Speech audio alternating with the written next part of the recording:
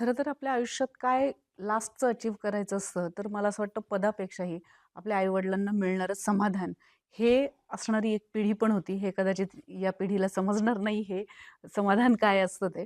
पण अशी एक पिढी होती आणि आहेही. बरेच जण तसा विचारही करतात. पण सर जेव्हा आपण घर सोडून येतो, तेव्हा जगामध्ये जेव्हा येतो तेव्हा खूप बेकार रीतीची कॉम्पिटिशन असते. खूप पाय खेचणारे पण असतात, खूप प्रोत्साहन देणारे पण असतात, जसे तुम्हाला मेंटॉर पण मिळाले. पण ह्या सगळ्यामध्ये आपण काहीतरी अचीव्ह करू शकतो याची जाणीव जेव्हा एम-एस-सीत झाली, तेव्हा संशोधनामध्ये मग पुढे करियर करावं असं का नाही वाटलं? निश्चित मॅडम. मी एम-एस-सी झाल्यानंतर संशोधनामध्ये करियर करावंसं वाटत होतं.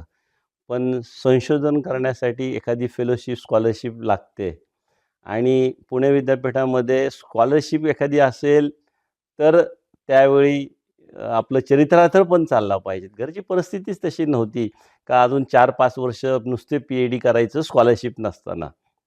त्यावेळी काही सारथी, बार्टी अशा कुठल्याच फेलोशिप संस्थाच नव्हत्या. नव्हत्या. एकही नव्हती त्यावेळी. फक्त सी-एस-आर होती आणि सी-एस-आर पास झालं, तर मला आठवतं की ₹2400 स्कॉलरशिप मिळायची. मग 4-5 वर्ष करायला लागायचे. परंतु आवड होती, इच्छा होती संशोधन करण्याची. परंतु परिस्थितीपुढे काही करता येत नाही. शेवटी परिस्थिती माणसाला विकलांग बनवते.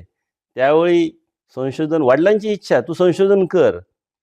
तू जाऊ दे नोकरी करू नको, पण डॉक्टरेट हो." त्याचं कारण असं होतं, वडील माझे लॅब असिस्टंट होते आणि वडिलांची जिथं वडील पॅथॉलॉजी लॅब ॲग्रीकल्चरची पुण्याला, त्या ठिकाणी वडील लॅब असिस्टंट आणि मुजुमदार, जे आता सिम्बायोसिसचे सर्व आहेत हं, मुजुमदार. हं, हं.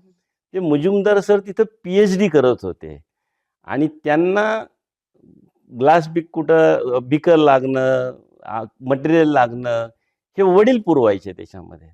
आणि वडिलांना पण असं इच्छा होती का, अरे माझ्या मुलांनी पण डॉक्टरेट व्हायला पाहिजे. त्यामुळे वडिलांचा फार मला एक हे होतं का बाबा हा डॉक्टर झाला पाहिजे.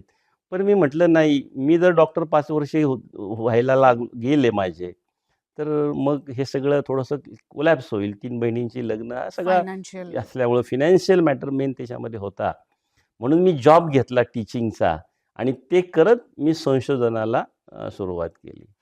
संशोधन करताना मी बाहेर ॲप्लिकेशन खूप देशामध्ये केली आणि योगायोगानं मला 97 साली डॅड फेलोशिप मिळाली. डॅड फेलोशिप मिळाल्यानंतर पण माझं दुर्दैव एवढं, का माझा नंबर पहिल्याच वेटिंगला होता डॅड फेलोशिपला. जर्मनची जी डॅड फेलोशिप असते. पण त्या देशामध्ये कुणी कॅन्सलच झालं नाही. 30-35 ते फक्त जगातनं घेतात आणि माझा नंबर आयुष्यभर हा वेटिंगवरतीच राहिला डॅड फेलोशिपला. मला ती मिळाली नाही आणि तिथं थोडंसं मी जरा फ्रस्ट्रेशन झालो.